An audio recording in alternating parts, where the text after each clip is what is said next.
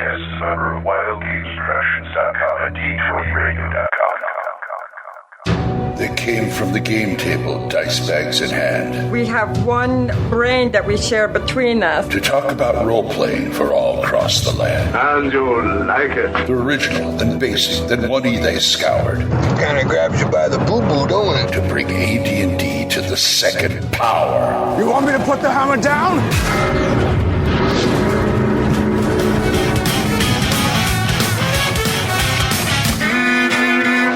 Welcome to THACO's Hammer, the best damn AD&D 2nd edition podcast ever. There are three of us, so... Like all good slashers, this is the one you didn't see coming. And monkeys. Yes. Okay.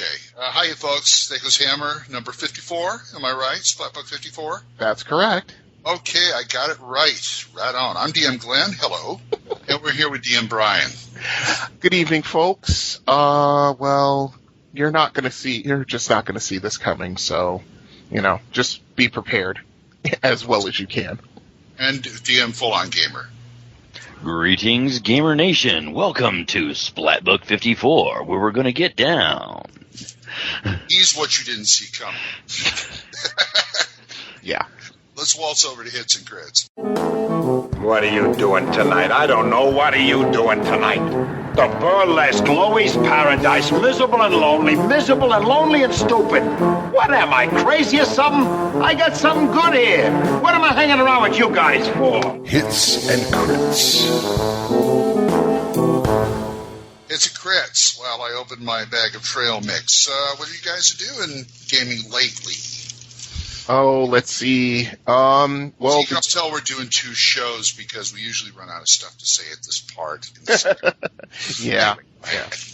Oh, I've just been, making sure I may have to actually scale down the adventure you guys are on because you're getting down to the nitty-gritty and the quote-unquote final battle is rather tough for averaging third level PCs. I think I might have to scale it back. You mean we're actually going to get somewhere? Wow. You got somewhere last session. True. Mm-hmm. Will there be leveling up involved before we get there? If you get enough experience points, you know what? That's something I should have done, and I will rectify that when we get together for the game. I should have given you guys experience points when you made it to the sister's cottage, because that was a place of safety. Yes, it was. Yeah, someone should have said something, because I certainly didn't remember. So we accepted the terms of the two hot MILFs there, and we're... You can fantasize all you want, Glenn. They're women in their 80s. Remember the picture I sent you? Yeah, I wish I hadn't seen that.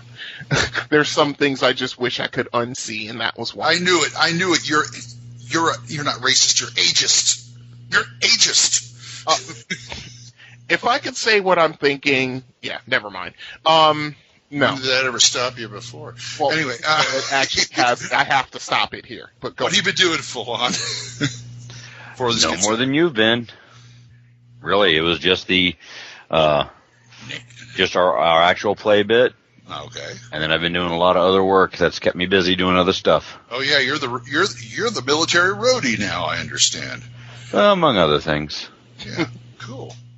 Are you like Liam Neeson in the first Taken movie? Working security, that kind of thing.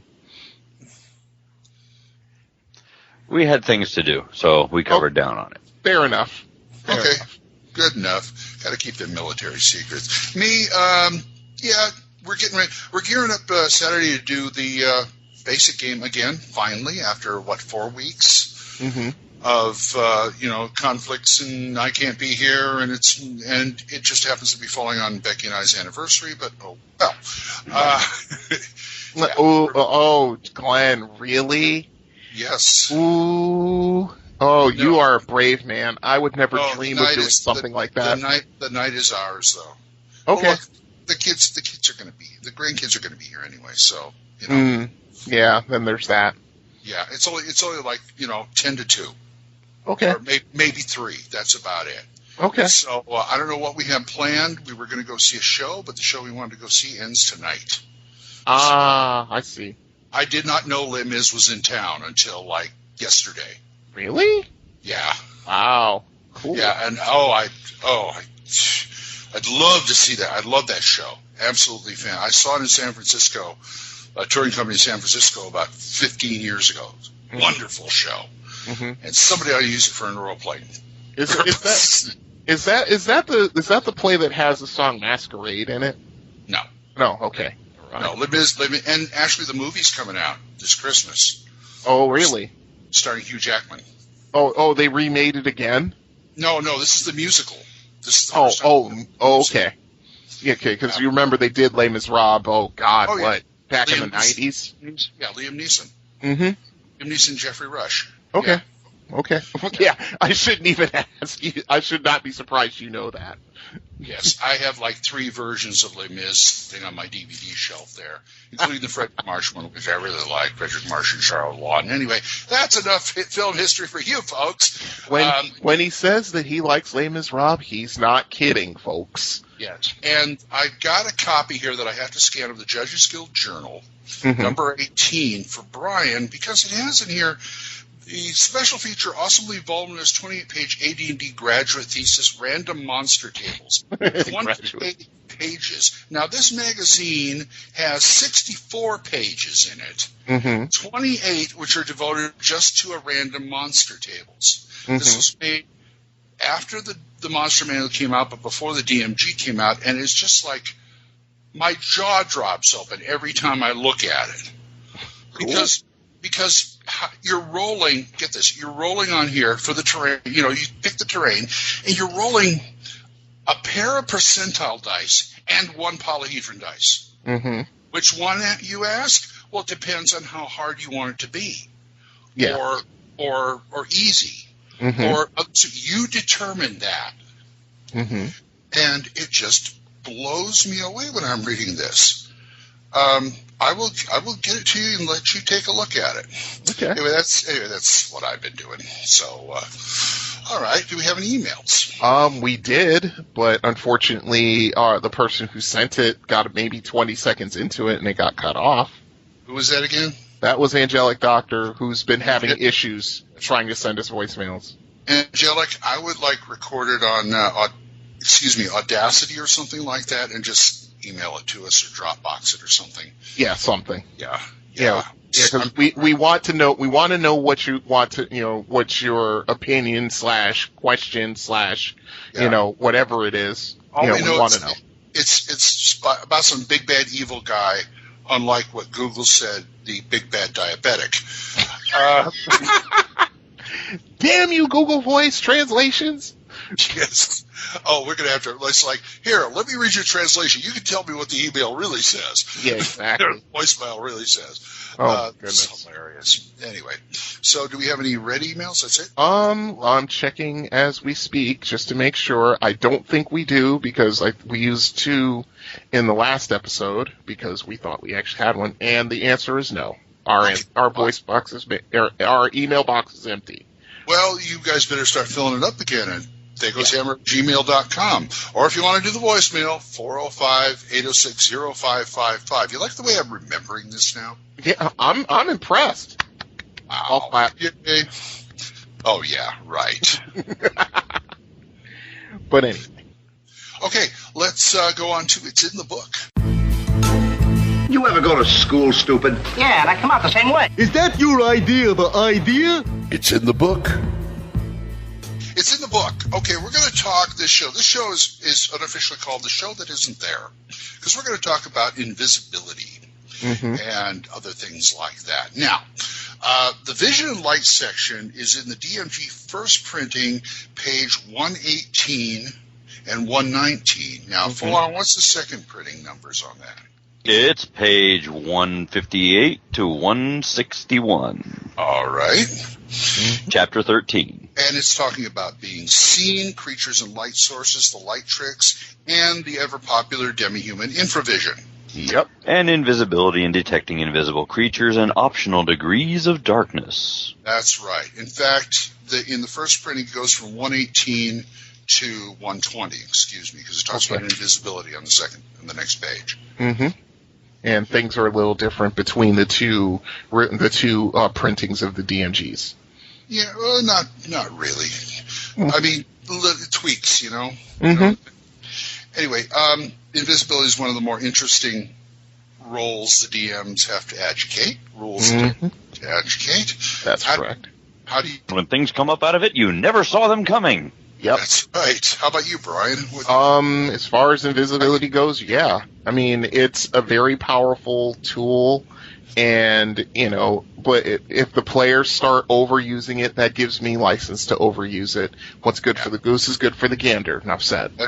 That's true. It's the, you know, it's stuff like the classic thief. Hey, magic user, put invisibility on me so I can backstab that son of a gun. Mm-hmm. Yep. That thing. Yep. Or if you want to sneak by somebody. Yep. And hopefully somebody wants to sneak by you. Yes. Exactly. Yes. Exactly. And, yeah. All right. So it's pretty much educated as you're invisible. This goes without saying for most of it. You're invisible until you hit somebody. Yeah, until you attack someone or somebody But that's for magic fingers. When we get into magic fingers, this is all about the rest of it, vision and light. Right. I mean, there's invisibility's part of it. Yeah, invisibility, vision, and light. There's a form of invisibility that I always want to use from the Lord Darcy series. Oh. Shock, Glen read fantasy fiction. Oh, my God. The Lord Darcy series had, in the book Too Many Magicians, the only novel, had a guy who could do, technically, invisibility. But the way they do invisibility is more of an inversion spell. Mm-hmm. He had this one guy he was fighting in a sword duel, had invisibility on his weapon, which means you can't look direct. It's like having a blind spot. You can't look directly at it. Right. You just don't know it's there because your brain doesn't detect that it's there. That would be the somebody else's problem field of Douglas Adams fame. I mean, yeah, he's doing the swishy poke, but you can't quite see what he's swishing at. Fortunately, the guy he was fighting had an advantage where he could see a few seconds into the future. Really? So he knew where the sword was going to be. Right. So it was pretty much an equal fight. But that's kind of an interesting variation on invisibility. Mm-hmm. Well, if you want the invisible sword at work, you can also see something like Star Chaser Legend of Orin, the sword with no blade. Ah, okay. Wow. I'm impressed by that pull full on. My God, that's going back a ways. Hey, the Kakan are in my Star Wars universe as an alternate force-using tradition. Wow. Really? I'm impressed. But anyway, getting back to this. When in the beginning of this chapter, they first talk about, you know, being seen and how you shouldn't be, you know, have a whole. When you're out in the wilderness and you need to build a campfire, use coals. Do not use flames. Right. that makes you a beacon. Say, hey, tasty demi-humans and humans over here. Please come over. You know.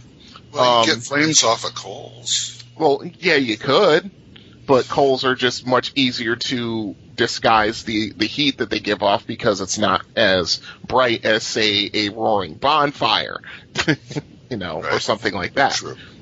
You know, they talk about how to make little tricks and traps out of light and fire, you know. Light. And also the fact that your light sources, the various radiuses given for light are only about where the pool of light itself is, but take into account that you still have light that goes beyond that. It's not just a wall, 15-foot radius, and that's it, you can't see nothing beyond it. You'll have the hints of things, the shadows of things, the reflections on eyes and armor, or glitting bits of metal or drool or whatever. Right. There are things that can be seen to give you more mystery for your descriptions. And you know what? If you're just wanting the fire for warmth and not light, put invisibility on it. Yeah, you could do that. Just you have to make sure that as you don't get too close because you will get burned. And at the end of the night, are you sure you put it out? Yeah. Just throw water on the invisible part, and then you'll see all the steam rise up. There you go. Yeah. That's okay. By the time it gets to the first tree in the forest, it counts as an attack, and suddenly, boom, the blazing forest fire will release. Oh boy. Always got to twist it, don't you? Yes, I do. Yep. Through the ribs and up, then twist. Yep. They also talk about like detecting invisible creatures because, as we know, it does not stop you from making sounds or smelling the body odor type. Yeah. Keeping handfuls of dust around in your pockets or flour. And everybody who's seen the classic Claude Rains Invisible Man knows that you can still see him make footprints. Correct. Prints. Yep. Although in that movie, for some reason, he was totally naked and made shoe prints. I don't know why. Well, you know. Then there's the update from the 90s Hollow Man. Yeah. Mm-hmm. True. So you've got to like be careful of that too. I mean, if you're wandering around and there's a werewolf there in wolf form and you're invisible, he's going to go. Humans around here somewhere. Yep. Right over there. Yeah. That is very true. Hey, here's something else to think about: vampires and bats and stuff. How do they fly around with poor vision at night? Sonar. Mm-hmm. They'll start squeaking. You bounce off the sonar, they know right where you are. And tremor sense, of course, detects invisible creatures, so that's why the drow keep those large, giant spiders around all the time. Hey, your host, if a purple worm picks up your tremors. Tremors? Did somebody say tremors? Walk without rhythm, and you won't attract the worm. But yeah, I mean, there are various ways, yes, to defeat invisibility, but that's only if you know or you have a very good suspicion as to where the invisible creature is. Otherwise, of course, some creatures have a built-in disadvantage to something like this. If you stay perfectly still, the T-Rex won't see you. No, he won't. That's right. Mm-hmm. Although I was watching Gumball with my grandson the other day, and they had a T-Rex on there, and they said, "Be perfectly still." He says, "That only works in the movies." Exactly. But yeah, it'll work with a T-Rex. So yeah, unless the DM says it doesn't, right? Then there's that. Personally, I think lizards have a bit better olfactory sense, so perhaps not. And it isn't a one-size-fits-all means of detecting. You probably get multiple chances depending on what the invisible creature or person is doing to be able to defeat their invisibility. And once they've finally given up some kind of clue as their presence, it's a -4 just for your general attack if there's nothing in your favor. If you happen to drench them in paint or flour first, well, you'd have much less penalties or no penalties. That's true. Yep, correct. That's true. Here's something interesting I read here. The invisible creature is invisible to everyone, including itself. Correct. But you don't. It says here you don't really have to look down to see if you're walking. But if you're doing something like picking a lock, you can't see your hands. Mm-hmm. You can see the tools there. That may help a little. But you are at minuses. Correct. -3 or 15%, depending on what you're trying to do. Very true. And that's something that does get overlooked. I keep thinking of that movie, Memoirs of an Invisible Man, where Chevy Chase, where he turned invisible and his clothes did too. So he wasn't naked, but you saw him in normal state, but he's invisible. And it's funny because he took his coat off, and then the bad guys come, he has to leave, he put it on the coat, he can't find it. He's slurred on the coat, where's the coat? He can't see the coat. Yep. Yeah, that's something that's something about invisibility that does get severely overlooked. It's like, look, remember, if you are invisible, you can't see yourself. You better have a very good idea of what you're going to do and how you're going to do it, because if you have to rely on some sort of visual cue to what you're doing, you're going to incur that penalty. That's right. And they had fun with that in the X-Files and in Supernatural with people who got themselves turned invisible, cursed invisible, wished for invisibility, and just had to start dealing with the circumstances of it. Uh-huh. It's hard to sleep because you can't close your eyes and have it do a damn bit of good. In that movie it said that too. I don't understand that. What? You can't sleep. Yeah, you can. He said, I only slept out of exhaustion. Yeah. Because you see right through your eyelids. Okay, fine. Take your coat or something and throw it over your face. Yeah.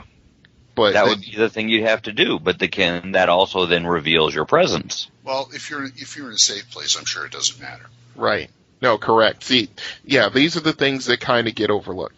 But as you were saying before about how if we were really dealing with realism, you'd have to keep your eyeballs visible, otherwise you couldn't see. Yeah, that was something I read in. Again, it's magic. It's okay. Yeah, it's magic. Like you said, that when you're invisible and you're trying to do stuff, unless you are a thief, you are going to make some minor amount of noise. Right. And the thing is that if there is even the slightest chance for the invisible creature his presence to be known, the person that he's trying to sneak against does get a saving throw versus spell. Right. And you also got to be careful that your comrades are aware that you're invisible and where you are. In the heat of battle, you could walk right into a fight and not even know it. Correct. Take a sword to the chest accidentally or something. Exactly. Exactly. You talk about firing into imagine you're invisible, or you're firing an invisible arrow trying to fire through melee. Wow. Oh my God. That would suck. That would really suck. That would definitely be one of those things where you suffer the -3 to attack when you're trying to deliver a ranged attack with an invisible weapon as an invisible person. Correct. Exactly. And just because you can't judge your throw. Right. Or your shot. I mean, this is not like you're in another like plane or anything. You're not a planar creature where you can see everybody who's on the other plane. No, you're all invisible. You can't see you, and if they're invisible, you can't see them. They can't see you either. Absolutely, and that creates all kinds of issues. But that's one of the times when you are fully approved as a DM to just laugh and rub your hands together in glee because the party has stepped in it. Right. And and then again, visibility used cautiously and correctly is very helpful. Thieves. Yes. And hey, invisibility is just the last page of this entire chapter.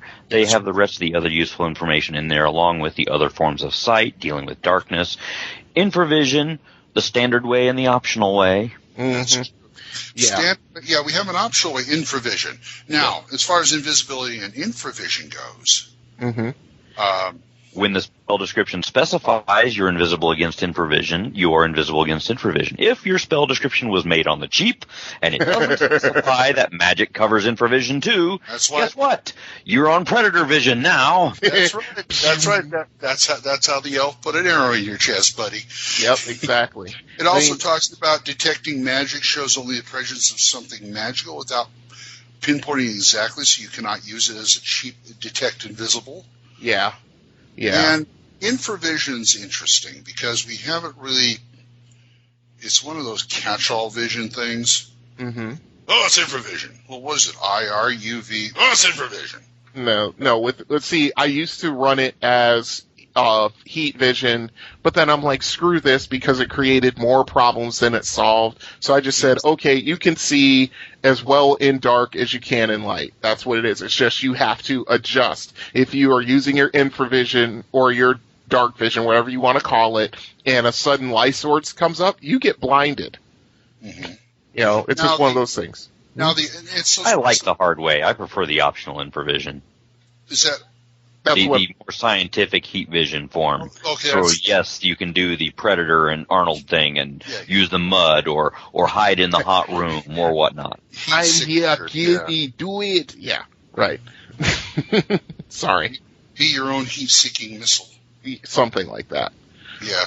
Put an infravision spell on an arrow. Heat-seeking missile! It is a useful way. Sometimes it's a useful way for spotting the undead things, only if they happen to be the things that radiate cold. It doesn't help you for just the regular average skeleton, though, which means you can walk straight into a pack of them. It sucks sometimes. Yes, it does.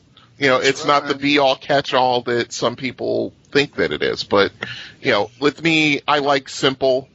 Or at least in this case, I like simple. So yeah, I just say, okay, dark vision equals, daytime vision. But if you get caught in one area, you're going to get blinded, Yeah. Yeah. And it also says here, if the optional definition of infravision is used, the DM has set a precedent using scientific laws to explain the ability. Oops. Yeah. A wizard did it. No, that's physics. Did I say that? No, this works differently. Yeah, it's night vision. Thank you. Mm-hmm. Well, again, night vision is one thing. That's why with 3E they went for dark vision and low light vision for your differences. When you have your low light vision, you can see normally, and you can see just as good in low light conditions as you can in normal lighting conditions. Right. And in complete and total, but you still can't see in complete and total darkness. In complete and total darkness, you're no longer dealing with the thermal vision of the Predator thermal graph type things. You're dealing with the Generation 3 thermal vision, which is the black and white, where you can go black hot or white hot or whatever it is you want to switch it to, and it lets you actually discern straight up road features, straight up walls, objects on the ground, things in people's hands. Like this, it's just black and white vision. Like you slap a pair of those night vision goggles on you. Yes. That kind of thing. And also remember, in most games, not all games, depending on the DM, in my games, and I know Brian's game too, torches kill infravision. Yes, they do. Yeah, you will. Yeah, It's as if you're seeing in normal light, and someone throws a darkness spell. It's the exact opposite. I mean, I'm not. Well, in mine, it's not. It's a flashbang. You don't for hypersensitive eyes. Well, I don't play it that way. It's like you either go by torch or by infravision. If the torch is around, you're going to see as far as the torch throws the light. If it's not around, you see however far your infravision sees. Correct. If the torch only throws at 10 feet and you see 30 feet, well, guess what? You're seeing 10 feet. Mm-hmm. Which is why we often have the elf or the dwarf at the 25 or 30-foot mark ahead of the party outside of the circle of light of the torches. You guys are the individual scout. Yeah, you got scouts. Yeah. Well, I'm thinking about it in my game. It's like everybody except the NPC mage are demi-humans who have infravision, who can see in the dark. I mean, you the about dwarf carrying along that human with his crutch. Get that bullseye lantern out of my face. Yeah. Yeah, something like that. But my whole thing is that I haven't. You haven't run into a situation yet where that's been a major issue. The adventure you guys are on, stress the word yet. Yeah, yet. Anyway, and at the end of this chapter, they have the optional degrees of darkness. What happens if you're in moonlight or starlight. Your attack roll penalties. Now, this is new to me because I didn't know they actually did this, but if you fight in total darkness, your damage bonuses for like strength and things like that are negated. Really? Yes. Same thing with backstab. Yeah. Wow. Yeah, and also you get saving throw penalties. In the case of, dodging an evasion for moonlight and starlight. But for, if you're in total darkness, you have a -4 across the board to your attacks, your saves, and your AC. Yeah. So, fighting in total darkness is bad. This is what makes the drow dangerous, kids. This is why before they engage someone, they will throw multiple darkness spells on the enemy before they come into melee, because that's their advantage. Right. Why habitually every character eventually, if they didn't do it immediately, takes blind fighting. Yes. Every warrior's character takes blind fighting, yes. We were talking about blind fighting in the Archer, the show previous is the Archer stuff, but this is another good reason to take blind fighting. Yes. You may be blind. You may get blinded, yes. Blinded, yes. Mm-hmm. If I can hear a twig snap and shoot somebody in the forehead, that would be real nice. Mm-hmm. Yep. Yeah. Don't mess with archers. But all right. Well, you guys can tell us about what you think of the invisibilities. Rules at THACOsHammer@gmail.com. Vision and light. Invisibility comes later. That's right. Chapter 13. That's right. Overall. All that. Yep. Or 405-806-0555. And let us move on to something specific in Magic Fingers. Eeny, meeny, chili beanie. The spirits are about to speak. Well, it just so happens that your friend here is only mostly dead. Sounds like a lot of supernatural baloney to me. Supernatural, perhaps. Baloney, perhaps not. Magic Fingers. Okay, Magic Fingers, the invisibility spells. Spells plural, because we got a lot of them, friends. Yep. We got a whole lot of them, don't we, Full On? Why, yes, we do. You have invisibility. You have improved invisibility. You have invisibility 10-foot radius. You have invisibility to undead. And this is just out of the player's handbook. Yeah. All these spells are in there, or the Wizard Spell Compendium. You get more. Yes. Yes, indeed you do. Yes. Mm-hmm. And let's take the old invisibility. Okay. What level is that? That's a second level spell. Second level spell. All right. Do you have it in front of you there? Yes, I'm scrolling down to it right now. It helps if I'm not looking at the pre-spell list. Yeah, that might help just a little bit. Yeah, there we right. go. Okay. Yes. Invisibility, level 2, range touch, casting time of 2, the duration is special. The area effect is the creature that has been touched by the caster, and the saving throw is special. And as it says, it causes the creature touched to vanish from sight and be undetected by normal vision or even infravision. You know, of course, the invisible creature is not magically silenced, and certain other conditions can render the creature detectable, like the flower, like dust, and leaving tracks and such. Being waist deep in a pool of water. Yes. I don't think there's a -4 to hit you then. No. Yeah, because you could see the wake he's making. Yes. What's interesting here is we all know about the duration. You know, it stops when you hit somebody. Okay, yeah, when fine. you attack someone. But you can also if somebody dispels it, if you dispel it, or 24 hours. You could be invisible if you do things right for 24 hours. Correct. But Glenn, what happens if I say make it in permanent invisibility? What do I get then? Then you're permanently invisible, and you get the poison cookie. If it gets made permanent, you get innate invisibility at will. You still become visible when attacking, but it takes an action next round, if no other action other than movement is taken, to return yourself to a state of invisibility. So you're popping in and out. Question. So you're a blink dog. Okay. No. More or less. Yeah, but let me ask you: if it becomes at will, you attack, you become visible. Is that the only time you can become visible?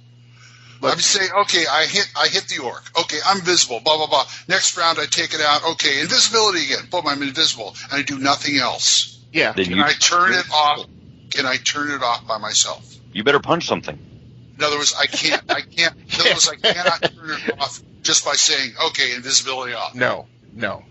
If you had a ring of invisibility, you kind of could, but that's only because you have to take the ring off and put it back on. But that is action. The ring! So I just punch a wall or something, right? Hmm? So I punch a wall or something, right? No, punch someone else. Why do I have to punch someone else? Walk up to your party mage and just punch him in the shoulder. He may go ow, but you'll be visible. Look, I'm attacking the wall. It's an attack. No, it has to be an attack against somebody else. That's my ruling. I would go with that as well. This is one of those things where I'm going to stick with the rules, and if you're going to get the wonderful, powerful advantage of being permanently invisible, you're going to suffer the have to deal with issues of, if you want out of it, be ready to hurt someone. This is why we have the dog in the party. And choose not to turn it on every once in a while. Kick the dog? He kicks the dog, he's visible again.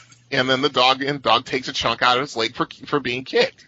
You know, that's the deal he has to deal with. That's the problem. Frederick, come over here. This is Frederick. He's my henchman. He's been hired for one job. I get to slap him every once in a while. Smack! Okay, I'm visible again. Oh. Wow. Where's my master?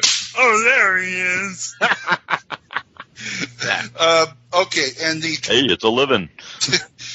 Material components are an eyelash and a bit of gum arabic, the former encased in the latter. Correct. an eyelash. Well, I'd be like running around the battles. Okay, that orc doesn't need his eyelashes anymore. Wizards. If you enforce the spell components, which I don't because I just don't have time for it, but if you enforce them, wizards can be a little ghoulish, just a little bit. Wizards, fighters, thieves who are like very mercenary and enterprising. Yeah. What if every time my characters go, okay, what can I take off this dead carcass that I can sell to a wizard? Mm-hmm. Exactly. Yeah. Wow, I've never killed one of these things before. What the hell is it? I don't know. Let's bring the whole body with us. Somebody will buy it. Yeah. Exactly. But at no point do players turn more mercenary than when it comes to the corpse of the dragon they just killed. Oh, Dragon blood, scales, flesh, eyes, internal organs, teeth, eyes. So then we hollow it out and use it as a piñata. Yeah. Anyway. Or just a big trophy. That's true. Okay. Big trophy. Go ahead. What other invisibility spells do you have? We have improved invisibility. Correct. But let's step down once. Let's go one step down. Go to invisibility 10-foot radius, which is the exact. Go ahead. No, you go on. Oh, it's the exact same spell. Yeah, exact same spell, except it confers invisibility to everyone within 10 feet of the recipient. Now, which is that? Go ahead. No, you were asking. Here's something else to keep in mind. Your little trick about turning the fire invisible, just for warmth. Yeah. No, doesn't work. Really? Because it might make the flames go away. Any light emitted is still visible. So that quarter-mile away that you can still see the village lights, your campfire's still going to be visible a quarter-mile away, even if it's invisible. You just won't be able to see it. There's fire there. That's too bad. Oh well. I'd like to have a party come upon a camp like that. Wouldn't that be weird? Yeah. Yeah, it's you like could see the light emitting, but you can't see the fire. Can't see the fire. You know the way players' minds work. You could probably spin off a whole adventure just by this setup. Nobody's there, and there's an invisible fire. Yeah. The illuminated gazebo. A special subbreed. Wow. They have their minion creatures, the tiki torches. Okay. Invisibility 10-foot radius. Now, does this happen automatically to the party or anybody while the spell's going on? Anybody walking in that area becomes invisible? Anyone within 10 feet of the recipient. So they can walk in and out of the area. Correct. No, Okay. they cannot. Well, they can, if they move out of the area, you become visible. Right, Creatures moving into the area after the spell is cast do not become invisible. No, that's what I was about. That's what I wanted to find out. You break the spell by leaving the 10-foot radius. Right. Or if the recipient attacks someone. Okay. Yes. Well, That's why it's a touch spell. It's not an area of effect spell that hits everybody in 10 feet of you. I see. It is, I'm casting it. It only works on people within 10 feet of me. When I cast it, I have to touch you. Well, okay. I'm casting in the middle of a fight. I'm touching. We're all invisible. We're sitting there. Okay. Now, it breaks when someone leaves the area. Someone or the caster? The person who received the spell.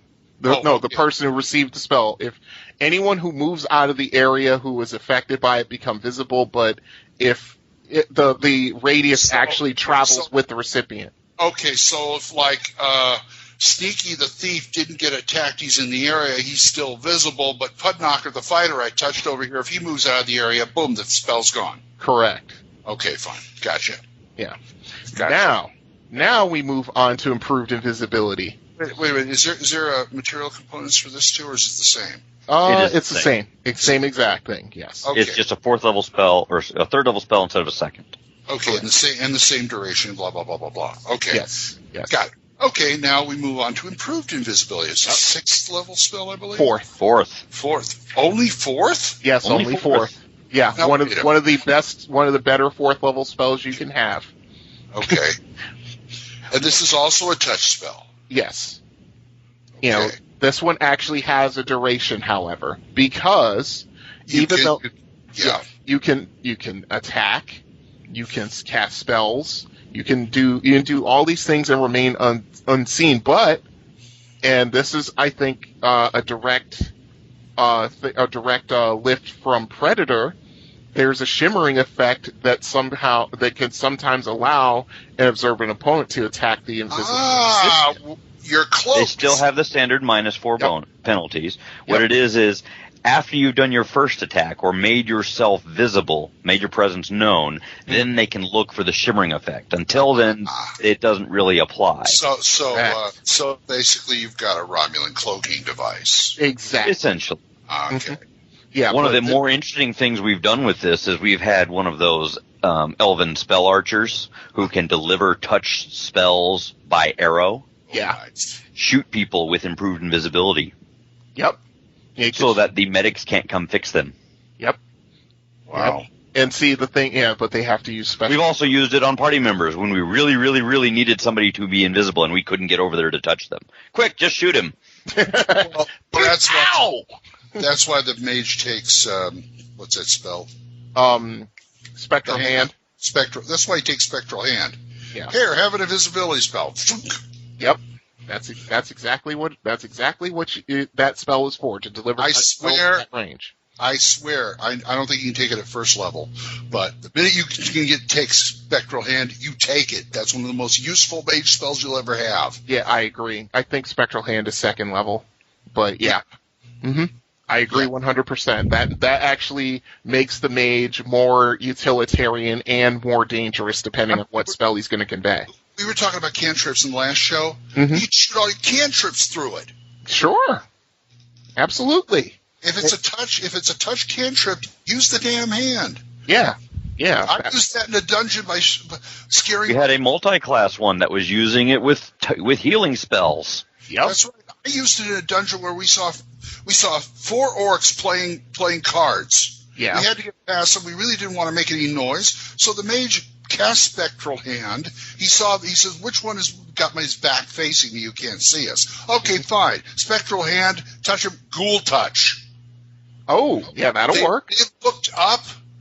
They failed their save. 3 orcs just took off in fear. Yep, he just got paralyzed.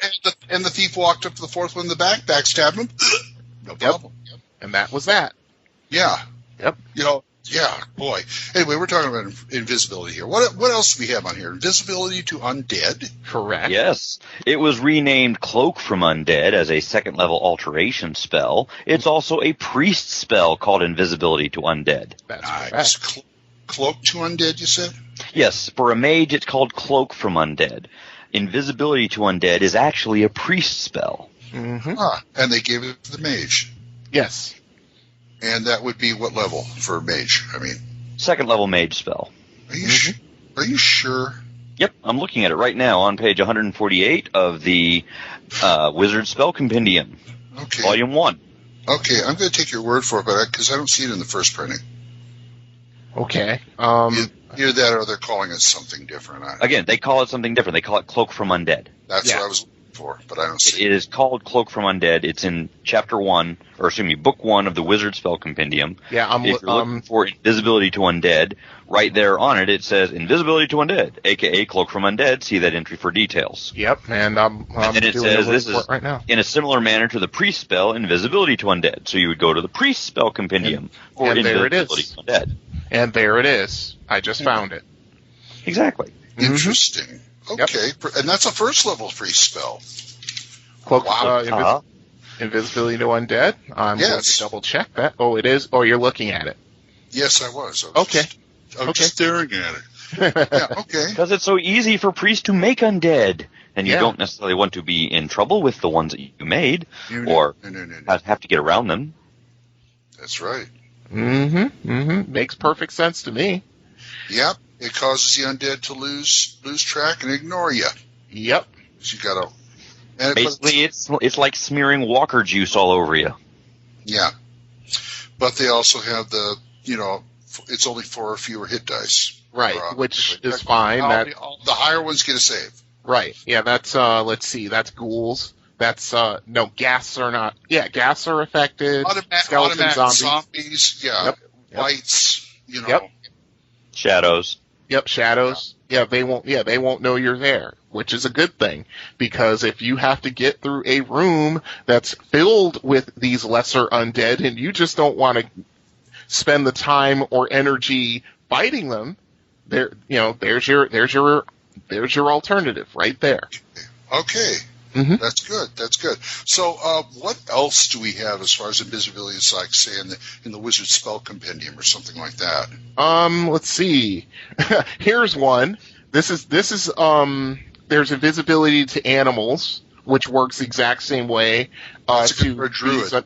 That's a druid. No, it's an animal sphere spell, but it can be. Druids would know it more than anyone else.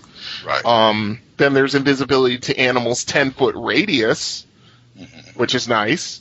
Then there's invisible mail. Yep. Although it's really hard to read that mail. No. Oh, you mean actual armor. That's like one of the better defensive spells a mage can have. And then there's this one from Oriental Adventures called Invisibility to Enemies. Oh, man. Yeah, which basically makes you invisible to all creatures who have hostile intentions towards you, or anything that you represent. Right. So, and how we were talking earlier about the sword with the sword with no blade, invisible blade, Larrels. Yep. Yeah. Larrels, invisible blade. Now, one thing about invisibility, there was a spell out there. I mean, you're talking about 10-foot radius and all that. I think we talked on a previous show. I can't remember if it was here or Save or Die about an invisibility. It's not really a visibility spell, but people don't see you; they ignore you. I think that's the psionic invisibility thing. No, it's not. No, you're talking about Sanctuary. Oh, Sanctuary. Thank you. Okay. That falls under this category too, because basically it gets people to ignore you.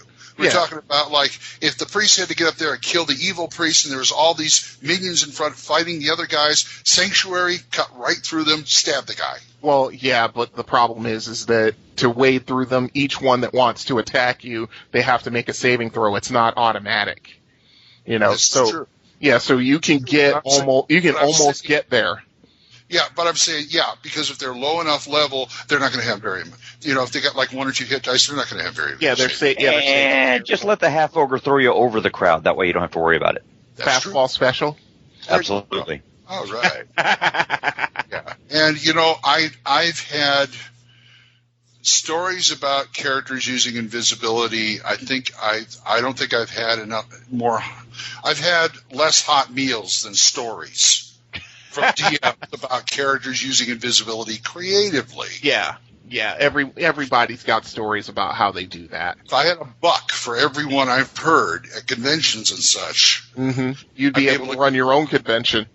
I'd be able to afford the registration. Anyway, to Gen Con. But anyway, you can tell us your invisibility stories. We'd love to hear them. I'm sure these two guys have some. We sure can't see them. Yeah, we can't see them. So send it to the invisible email address, thacoshammer@gmail.com. the email address that wasn't there? Yeah. Yes, something like that. We will now invisibly lurch into Snipe Hunt. Sir. If you only had a living brain. What do you think? Escaped gorilla? Listen, you're making enough noise to wake up the dead. I don't have to wake him up. He's up. It's time for a Snipe Hunt. Snipe Hunt, carrying our theme, the Invisible Stalker. Yes. Yes. These things are awesome. Didn't they have one of those in the Dungeons and Dragons cartoon? I think Venture had. I don't remember. No, it was a shade. Yeah. No, that was a shadow demon. He had a pet shadow demon, but there was an Invisible Stalker episode. Yeah, there was. I remember his shadow demon minion, Avengers shadow demon minion. Yeah.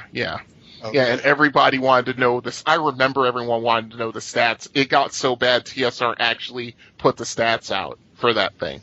Really? With a picture. Picture, yes. Shadow Demon, I'll bet you'll find it in the books here somewhere. Monster Manual 2, I think. But we digress. Yeah, we digress. Anyway, we're talking about Invisible Stalkers. That's in the Monstrous Manual, of course, and the Monstrous Compendium. Yep. Or, in this case, the Monstrous Collection. That's true. Mm-hmm. And there's no picture there. I should say, no, there's no picture there. You just can't see it. Correct. I have a miniature of one. Yeah, Yeah, right here. they did do a drawing of an invisible stalker. It's just you don't see it unless you, No, literally, I have a miniature for an invisible stalker. Oh, I know. Oh, I got that. In the first edition Monster Manual, it just looked like a bunch of wind or something. Right. Yeah. But no, they're actually animalistic in shape, if I remember correctly. Yeah. Mine had 3 clawed feet. Because that's what it had for a figure, was a metal figure base with 2 footprints on it. That's awesome. Nice. But yeah. Anyway, on the picture they pulled a Marvel. They pulled a Marvel Goofy on there. It's basically, oh, look, Moon Knight fighting in a blizzard. Yeah. Hey, Moon Knight's cool. Here's Black Panther fighting in a coal mine. It's all black. Yeah, exactly. But yeah, they're very rare, and they have 8 hit dice. Yeah. Wow. These are tough monsters to deal with. Not just because they have 8 hit dice and they do quite a bit of damage when they decide to fight, but also because 4d4. Correct. Yes, 4d4. They have pretty strong magic resistance at 30%. But yes, 30% magic resistance. Yes, they do. That's what I'm saying. Now their normal armor class is 3. But because they're invisible, unless players are using detect invisibility or they use bags of flour or things like that, they get a -6 penalty to hit them. So it's effectively an AC of -3. What? Yes. No. Look down at the bottom. There's a -6 penalty on the surprise roll against people that are choosing to attack them. Their armor class is 3. Yeah. No, I got that mixed up because they get a -2. Yeah. People who are unable to see or detect invisible foes get a -2 on attack rolls. So that's unlike the normal -4. Yeah. Yeah. And these are inhabitants of the ordinarily of the elemental plane of air, which makes sense. Correct. But they can understand common speech of men, but they can't speak it. This is one of those things where wizards, they love having these things around because they are the ultimate guardian monster, because you don't know they're there until they decide to jump on you. Of course, that's a double-edged sword, because this also makes them the perfect assassin. Correct. All you have to do is, and they're very intelligent. You can't really keep them around because they are a summoned creature who get pissed off at being summoned, and there's a cumulative 1% chance that they will seek a means to pervert commands to free themselves of servitude. Right. Yeah. Now, what's interesting, they say the true form has never been, they don't know what it is, which means, DM, use your imagination. Yeah. If they throw flour up where they're fighting and it covers the invisible stalker, what do they see? That kind of thing. Exactly. they're going to see something like a. To me, they're going to see something from me like a doppelganger with one of those like nose with rubber nose glasses. Just so I'm going to give him Naughty Bear with a machete. What? I'm going to give him Naughty Bear with a machete.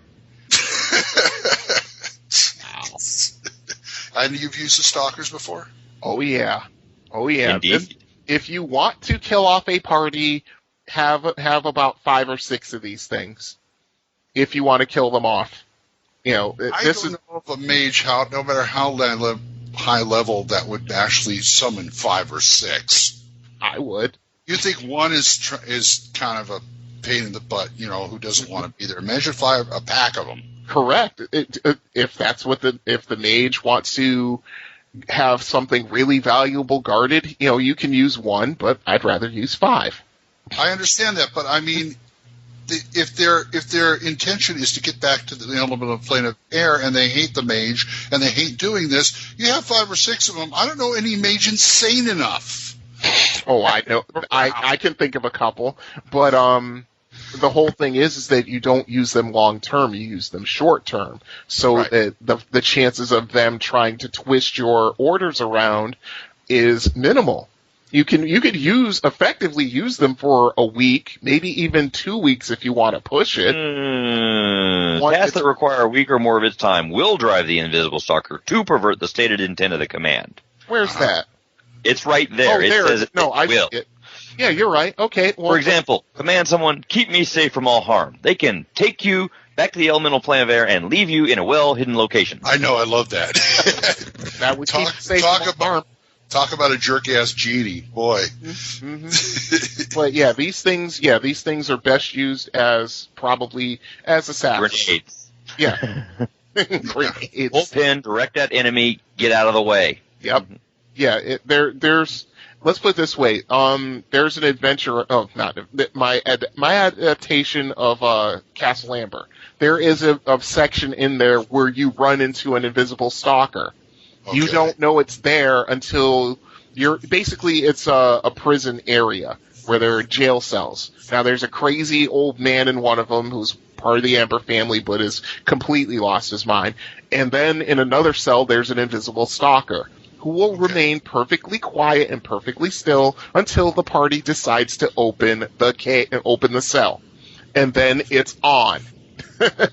Because it will just jump out and it will attack, and these things are very good at wreaking havoc in a party, because going back to the stats, they move fairly decent at a movement rate of 12, but more importantly, they fly at a movement rate of 12 with maneuverability class A, which is they can basically turn 360 degrees in the air without any issues. They are the wind, almost literally. Yeah. And this is something you don't throw at a first level party. No. Oh God. I'd give an over under on how many rounds it would take to kill a first level party. I'd put the over under at 6. Not even 6. I'd probably go 4. Okay. Because the surprise attack, then all of a sudden, then they got to deal with it. It's, they have their penalties, and this thing will go from one person to the other and just take them out. From the ground, from the air, it doesn't matter. Yeah. Let's go back to the unwilling and perverting tasks and all that. Correct. And say tasks that require a week or more of its time will drive the invisible stalker to pervert said intent of command. I would take carefully. But you know what? I would have fun with that, because I got an evil wizard who summons an invisible stalker. Does his thing, he lets him go. Nothing unreasonable.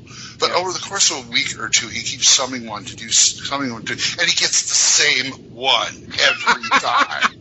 After a while, it's going to be... with summonable monsters. If you want to be, you can have a relationship with your summoned creatures. You're always getting the same orc. You're always getting the same frog. You're always getting the same invisible stalker. Give him a name. Call him Chet. I want the invisible... For about the 5th time, I want the invisible stalker. I summon the... Poof, there's a bathtub. There's... Oh, jeez. You again? All right, what do you want? Yeah, exactly. But, yeah, I mean, I understand why they put these rules in effect, because there is an invisible stalker spell in the player's handbook. It's a 6 level spell that actually summons one to do the caster's bidding. That's why they put those caveats in there. But I'm sorry, if I'm using it as a DM, those go out the window. I wouldn't go overboard in using them, but at the same time, it's like, look, this mage... this is what the party has to overcome, and I don't care about this. But that's just me. Okay, yeah, that's you, all right, all over. And the other trick is, the only way to really kill it is to kill it on the elemental plane of air. Right. Yep. Because when you fight them on the prime, all you're doing is banishing them. Yep. Like any other summoned creature. That's right. But if you kill it on the elemental plane of air, do you get the times 10 bonus to XP? Just like with demons and devils, remember that? Mm-hmm. Wow. Yeah. Kill them on their own plane, you'd make out. Yeah. Wow. Not make out. I'm talking about make out. Making out with an invisible stalker. If it's a succubus, I can understand, but no, nothing else. You don't want to make out with a succubus. That's a bad idea. No, but yeah. No kissing. You're good. Yeah. I had this image of them fighting on the elemental plane of air. They stick it in, and the sword sticks, and all you see is this drip of blood coming down from nowhere. Yeah, that would freak some people out.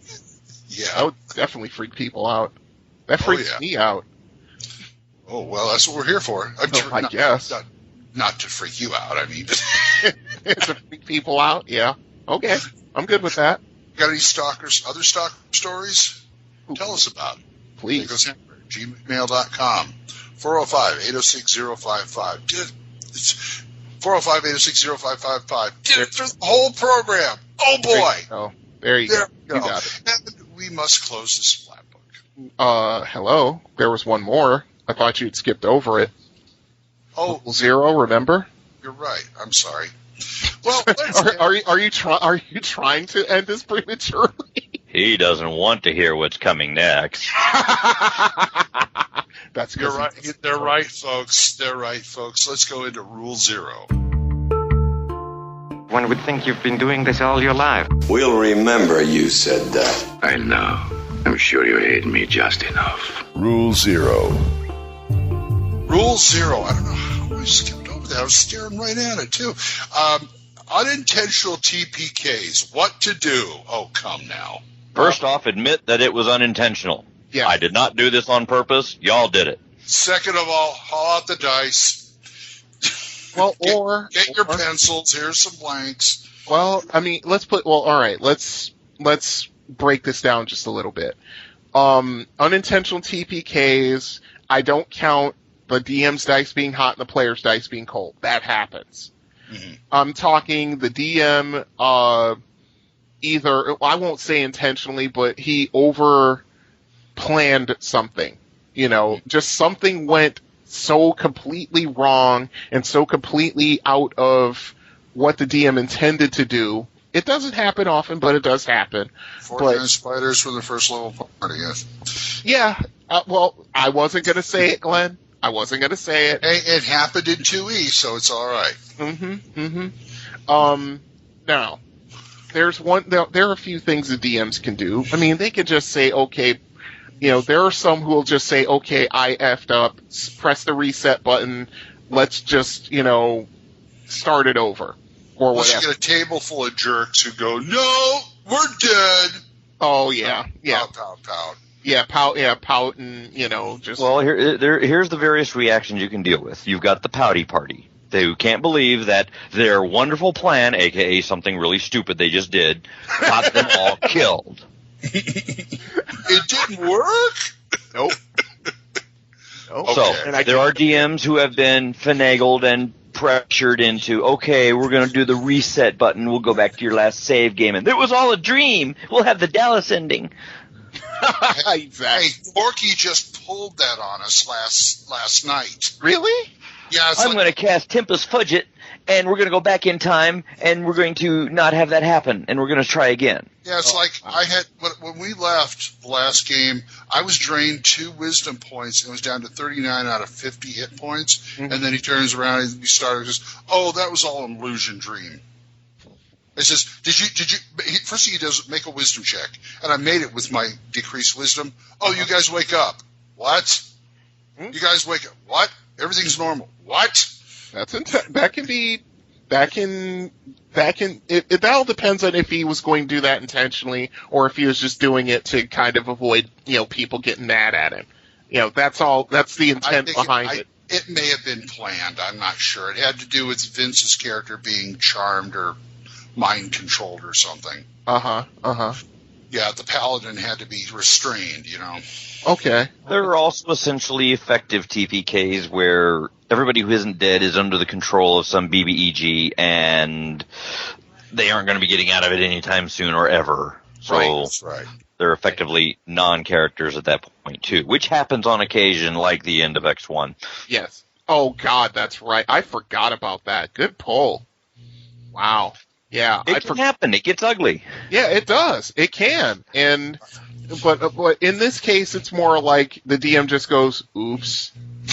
I didn't mean that fireball to be 20 hit dice. I meant it to be 6. Well, or something like that. I could probably deal with a little wisdom that came from the Dark Sun campaign. Uh-huh. You know how they have you start at 3rd level because it's that deadly? It's that deadly, yes. But they also have you make up 3 characters. Yeah. Using the paranoia approach where you have 5 clones. 7 clones when I was playing it. But yeah, you make up 3 characters. Uh-huh. And just because. Yeah, just in case. Just so that one can be dropped in because, and we are going to cover Dark Sun at some point, but, but obviously the worst and the wussiest approach is to undo whatever killed everybody, roll back time, and try it again. Right. Yeah, I wouldn't do that, personally. Unless somebody's sitting there with a wish spell on a contingency tied to, if I am the last one in the party to die. Yeah. Yeah, and go ahead. No. That's what we said.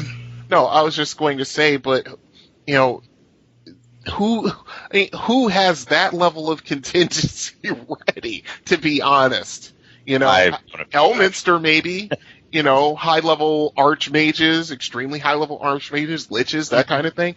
But, yeah, I totally get it.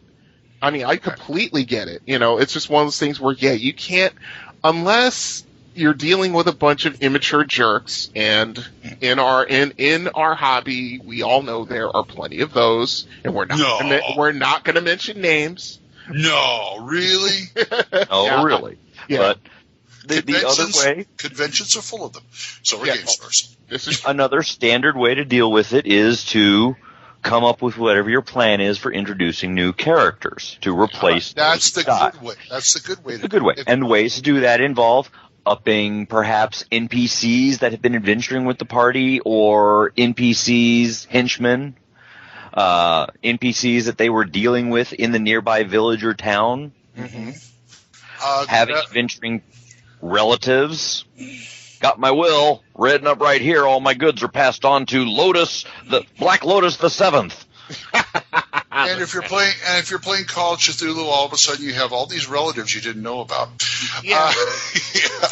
The other thing is, well, then again, this goes into intentional TPKs, but another thing that I did is something along the lines of what happened to Gandalf at the end of Fellowship of the Ring and the beginning of the Two Towers, where he fought the Balrog. Right. Where basically he kills the Balrog, but he's so spent he more or less dies and gets resurrected. Yeah. And but that's more of an intentional thing. I don't think I could pull that on players who are at least as experienced as I am, if not more so, like you and Full On, I've had it off before. When the party had no resurrection magic available, there was that little micro chance that, okay, you're now a spirit on your way to meet your maker. What do you have to say for yourself? I'm not done. I have things to do. Really convince me. And the guy goes, good enough for me. Boom. Hey, sometimes it happens. And sometimes it does happen, yes. Yeah. Otherwise, let's see, here's another option. You suddenly just started your Planescape campaign. All your party members collect together on the feud plane, waiting to go visit Kellenvor, and decide, you know what, let's just go this way instead. And you're no longer petitioners. Wow. Yeah. There's another way. Well, you know what? The best way I ever saw do it is a DM. We lost a dwarf. Okay. In the party. Mm-hmm. It was kind of, I'm just going to take it for like one day. Yeah. I take it for like this is one death, but this is the way he worked him in. What happened was he had another dwarf ready and raring to go. Mm-hmm. And what the DM did was he did a cut scene back to the dwarves' clan, where the chief of the dwarves is sending his character out to find out what happened to the last guy. The first one, yeah. The first one, and he hooked up with the party, and boom, he's in the game. This is another way to use those secret societies that you have in things like that book, Secret Societies, or the Harpers, or anything like that. That's right. Yep. Whatever happened to Mr. Phelps? Send out a party to find them. Yep. Yeah. But we're still disavowing whatever they did. But how many adventurers have started as an adventuring group to find out where the hell the last adventuring group went when they went over here? Yep. Hey, technically you have that in the middle of the very first module ever. Because in B1, you wander up on first four-way intersection, dead bodies of an adventuring party. This is true. Yeah. to me, that's more of a warning to the party. It's like, look, just because you guys are these heroes. These fledgling heroes, that doesn't mean that you can't die. You're not immortal. We don't have to cut off your head to kill you. Cutting your heart out with a bastard sword will do. Yeah. Mm-hmm.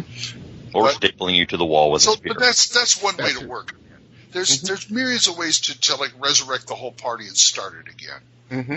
I mean, I'm not above, like, if I get a TPK, I'm not above rerunning the adventure from the beginning. Mm-hmm.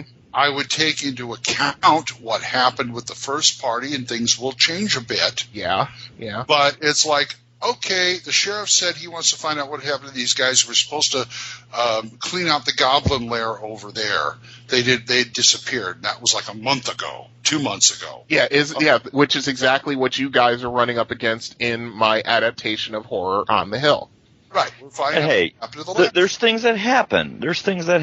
You deal with it. You don't deal with it. Yeah. Rolling back the whole adventure to reset is just it strikes me as the only times I've ever done that were when I legitimately did something wrong, discovered it too late after the fact, and had to fix it. Well, we're not talking about, taking the exact same adventures and redoing because they got killed. We're talking about taking a new group of adventurers, and things will change. I mean, the dungeon may still be partly cleared out. It may not be. Something else may be in there. Yeah. I agree. And things move in. There's a little time lag to take over with things. Yeah. It's true. It's true. I mean, that's But they find like this old camp the first party had with an invisible fire. No.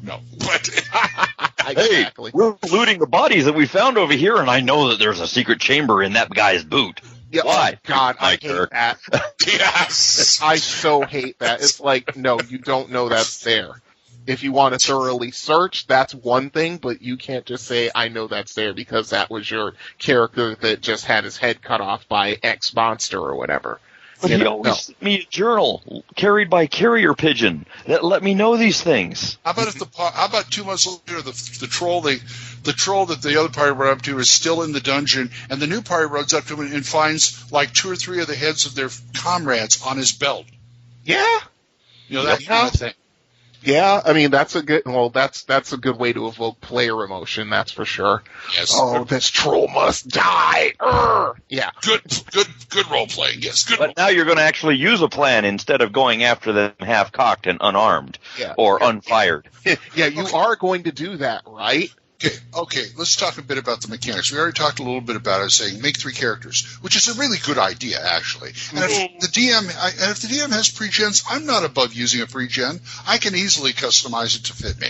I do it at conventions all the time. What the hell? Yeah, well, I kind of use that. In my games, I always had the player do only 2, not 3. But the problem is that the last time I did it, a couple of my players were so enamored with the secondary characters they made, they were constantly on me to treat their first character. I want to have my new character. Yeah, my character. Try and suicide myself. Yeah, one of my players had a secondary character as a Wemmick. And she wanted to run that Wemmick so bad. I mean, I won't say she didn't try to kill off her character because I think her character made it to like 8th level or something before we stopped playing. But it's like every so often she would be kind of like poking me in the ribs, going, Brian, I want to run that Wemmick. Brian, please. It's like, no. I had to kind of slap her hand and say, no, this is the character you're going to run. If your character dies, then you can run the Wemmick and be happy, That's why I don't put that out there usually as an incentive for folks to have lurking out there, because, you get creative, some people get in, you should be invested in characters you make, even if you're making multiple first, or you got a 1st and a 5th and a 6th level character, or whatever it is you got. Right. But I usually don't let them go into making new characters until they are in the process of, hey, you died, make a new character. Now, I've had that. I've gone through an entire population of the party 4 times over, one time when I was running Night Below. And I got very adept at the whole replacing of characters, one of which was a TPK situation where the 7th level party discovered how easy it is to die at the hands of a pack of trolls when you go in half-cocked with no plan, no fire, no acid, while the 5th level party was able to pull a complete sweep of the zone. Okay, here's a way to do it. Let me ask you what you think of this. Okay. I'm thinking back to the last North Texas RPG Con where we played B2 and we had a character who lost her character about a third of the way in. Okay. And Bad Mike, the DM, felt kind of bad. She has nothing to do. So he says, why don't you run her henchman? That henchman was a better character than what she had. Yep. He came out of there with henchman is also a good thing. Wait a second. Have you ever thought of, like, you get a TPK, replacing them all with the hirelings they have? If they have enough hirelings. If they have them. Yeah, if they have. Yeah, and if the hirelings survive the TPK, usually by benefit of waiting outside with the horses. But I'm saying, have you ever thought of giving those to the players and say, here, you're playing these now. We'll just level them. Well, we'll level something? them. You know something? This comes back to the kind of the difference between the editions. In first edition, it was highly suggested that you had hirelings and henchmen. Oh, same thing with Benson. You also had adventures that were written with 6 to 9 party members in mind. Correct. As opposed to the industry standard of, well, you're only ever going to be lucky to get 4 people together to play with you, so all adventures are going to be designed for a 4-member party. It's always a 4-member party. 4-member parties are the standards. 4-member parties are what all the difficulties are based off of. And no, you need more skills than 4 will give you. Yeah. Always. Look through my pile of Judges Guild stuff. It's the same thing. Basic is the same thing. Get yourself some help. Well, yeah, and the thing is, Basic actually is more brutal than first or second edition, to be honest. It really is. But I don't think so. But okay. I do. I mean, first edition's just more complex, and second edition kind of just goes away from the complexity a little bit. But yeah, I mean, I haven't run one second edition game in the 22 years almost I've been playing it. I have not run into one game, either as a player or as a DM, where people wanted to take along hirelings. Well, there's another reason for that too. Players are cheap bastards. They don't want, and greedy bastards. There's another thing to keep in mind for that. There's a difference between I've got hirelings and henchmen, and I've got followers. Yeah, then there's that. Followers you just got to feed. Yeah, you go on adventures just to feed followers come with adventurer levels. Yes, they do. Hirelings don't. Correct. Well, well, some of them don't. Some of them don't. You can always hire a mercenary. And the cook usually don't. No. If you have a bunch of men-at-arms as your extra shield men, well, yeah, if you were smart, they had at least fighter levels. They should.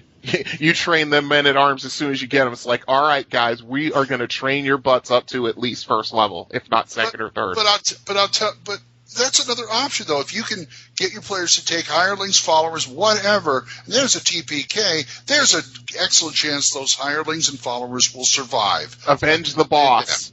Yeah, avenge the boss. Yeah. I mean, yeah, you're going to get paycheck, because the boss kept the paycheck in his backpack. Defend our cut. Yes. of the treasure. Yeah, I mean, but that's the problem. Paul read Nodwick, so you know sometimes the hirelings are the smart ones. But Glenn, exactly. But Glenn, you make the absolute perfect statement. Players are cheap and players are greedy. And they always have been. They don't want to share one copper piece if they don't have to. They don't want to share one experience point if they don't have to. Even in the basic games, I can see people getting hirelings and gritting their teeth. Yes. Same time. Yes. I guess we're going to take I mean, in first edition, because first edition is rather deadly in the low levels, it keeps the same kind of deadliest level kind of even and going up as you increase in level. But yeah, I mean, it was to the point where in like against the giants, in like against the drow, or even slavers or something.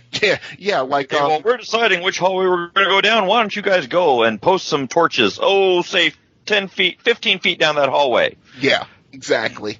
Oh, you found some traps. How sorry for you. We will send a death gratuity to your family members. That was in the contract, wasn't it? That was the other thing. Players are devious and they're cowardly in some ways. They would rather use a 0-level hireling to go and check that area for traps than actually do it themselves and possibly fail. Anyway, right now I'm focusing on the total TPK as in how do you replace them and get going right away? Well, there are those who... Okay. I mean, at least with me... That's one way to do it. Yeah, I mean, it all depends on the situation. Personally, if it's a DM screw-up, you just say mea culpa and you try to make it right. And, it's okay. Here's one I've done. What's that? Because it was such a drastic and horrific and horrible death. Drastic, horrific, and horrible deaths that are supposedly unwarranted are great grounds for creating undead. That's when we had the undead party follow the live party. Oh, boy. Oh, wow. Oh, boy. You thought Reverse Dungeon was fun. I didn't think Reverse Dungeon was fun. I did. I loved Reverse Dungeon, but... That's neither here nor there. But hey, there are non-necessarily aligned undead things that people, revenants are good. And you know what? When it comes down to it, I'm not above letting a player write Junior next to Arnie Pudknocker's name and calling his son going to find out what Dad was or revenge him. Because remember the first edition character sheets? These have little lines on the bottom of the back saying Will. Yeah. Oh, yes. I love those sheets. Hackmaster's big on this, too. Yeah, I will my stuff or whatever. You can write whatever the hell you want in there and put something like, and you must avenge my death. Then just write Junior on there. It's like, all right, who killed Dad? Exactly, and then you're right back to it. This dog with a bandaged foot comes over and says, I'm trying to find out who shot my paw. Knuckles the Fifth, king of the wall crawlers. Black Lotus, son of Blue Lotus, son of White Lotus. Oh, God. And if you have that, you have to do that. But I mean, you don't do that every time. But that's an option. Oh God, no! I'm thinking of characters in my 1E Power gaming days. I had a half elven fighter mage who had 2 twin sons who were also fighter mages. Yeah. I'm flashing back right now. Don't mind me. Yeah. But hey, there's other ways that you can do it as well. You can have, if you're adventuring leveled up enough or you're sponsored and bankrolled enough, you can have the simulacrum or the clone spell. Or just, hey, everybody leave a finger behind in this city and we'll resurrect you from the last saved copy and you can adventure from there and pay the debt off. Wow. That's just... worked. TPKs. It does. Well, yeah, but we're talking about characters like close to 20th level that can afford that. Not necessarily. Again, that's what going into debt is for. He's right. For indentured servitude for adventure hooks. Clone Family Robinson. Oh, boy. Anyway, how do you handle TPK? THACOShammer@gmail.com. 405-806-0555. Oh, and by the way, folks, if you do write an email on this topic, don't just give us a demon face and say, oh, they just re-roll characters. That's not what we want to hear. Yeah, we know they can do that. Yeah, I've seen them do it. Yeah, yeah, I've done it too. I mean, there's also DMs who have like I said, pre-gens. They already got here. Pick one, and we'll go. Keep going. But we want to hear some. How do you do it? Okay. Yeah, accidental. Remember that word, accidental. That's right. And unintentional, accidental. That happens sometimes. It does. Sometimes. It does. Well, anyway, we're just in the Tomb of Horrors. Now that we've done the unintentional we're going to do a TPK on this splat book and close it. Okay. So number 54 splat book is closed officially, and it's time to say our goodbyes, Brian. Until next time, folks, just remember, it's dangerous out there. And full on. You don't want to know what happened to the last party that came through here. They never saw it coming. Not if they talk like that, I don't. Anyway. With the invisible stalkers, yeah. With the invisible stalker following him behind. And, oh, boy. Anyway, I'm DM Glen. See you next time when the hammer comes down on THACO's Hammer. Bye-bye. See ya. Oh, this show was, if this show doesn't get recorded, I won't be surprised that it won't be there. Yeah. Oh, it's there. Yeah, it's really. THACO's Hammer theme is provided by the Diablo Swing Orchestra. You'll find them on Jamendo.com. All other additional music for this episode was provided by Kevin MacLeod. You'll find more of his music on Incompetech.com. Be sure to visit our website at thacoshammer.info. If you have any questions or comments, email us at thacoshammer@gmail.com. Remember, that's an O, not a 0. You can also find us on the second edition forums at osrgaming.org and at purpleworm.org. Or give us a call and leave us a voicemail at 405-806-0555. See you next time when the hammer comes down on THACO's Hammer.